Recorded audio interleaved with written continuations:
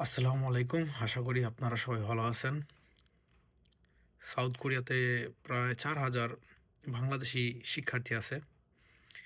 ৪,০০০ বাংলাদেশি শিক্ষার্থীর মধ্যে এখন তৈরিও কোরিয়ানতে বাংলাদেশের যে বাংলাদেশ এম্বাসি বা বাংলাদেশ পররাষ্ট্র মন্ত্রণালয়ের তাদের ব্যর্থতা এবং বাংলাদেশ এম্বাসিরও এখন তৈরিও ব্যর্থতা। এই যে শিক্ষার্থীরা একটার পর একটা প্রাণ ঝরেই যাচ্ছে।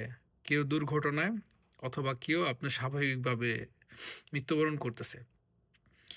লাস্ট জানুয়ারি থেকে এই মে মাস আজকে শেষ হয়ে আজকে জুন মাসের প্রথম ১ তারিখ এই পর্যন্ত আপনার প্রায় ৬ থেকে ৭ জন বাংলাদেশি শিক্ষার্থী মারা গেল কোরিয়াতে।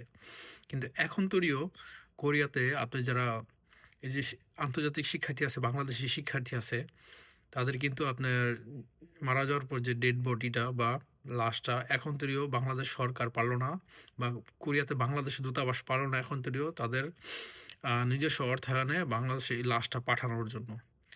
পরিবার কি চায়? একটা পরিবার চায় লাস্ট তার ছেলে বা মেয়ে, তার যেই সন্তানটা মারা গেল সেই সন্তানটার লাস্ট শেষে সেই লাশটা ভিক্ষা চায়।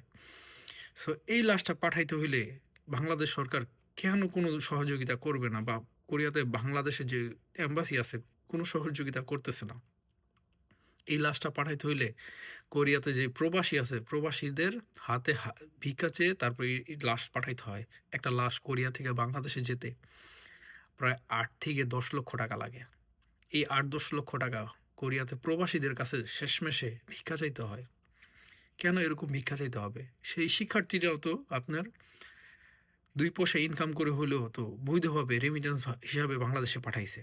তো বাংলাদেশের কি এখানে জিডিপি বা এক একটু কি আপনার উন্নতি হয় নাই? অবশ্যই হয়েছে। বাংলাদেশের আপনার এখানে রেমিট্যান্স গিয়েছে। সেক্ষেত্রে কি এই শিক্ষার্থীদের কোনো অবদান নাই? অবশ্যই অবদান আছে। কিন্তু এটা আমাদের সরকার এখন তৈরিও পারল না স্টুডেন্টদের, আপনার যারা মারা যাচ্ছে কোরিয়াতে, হোক এটা অ্যাক্সিডেন্টে আর স্বাভাবিক মৃত্যু। এই লাশটা কি বাংলাদেশ সরকারের খরচে নিতে পারল না? আমাদের নতুন প্রধানমন্ত্রী তারেক রহমানের কাছে আকুল আবেদন, আপনারা যারা কোরিয়াতে এই যে শিক্ষার্থীরা মারা যাবে বা বিভিন্ন দেশে শিক্ষার্থীরা যদি মারা যায়, তাদের লাশটা বাংলাদেশে যেন বাংলাদেশ সরকারের খরচে নেওয়া হয়। পরিবারের প্রতি আর চাপ না দিয়ে বা প্রবাসীদের প্রতি এই শেষমেশে ভিক্ষা যেন যেতে না হয়, তাদের লাশটা যেন বাংলাদেশ সরকারের খরচে বাংলাদেশ যেন লাশটা শেষ পর্যন্ত পরিবারের কাছে হস্তান্তর করা হয়। এটাই আমাদের আকুল আবেদন। অনেক দিন ধরে এই একটা দাবি আমরা জানিয়ে যাচ্ছি। সবাই ভালো থাকবেন।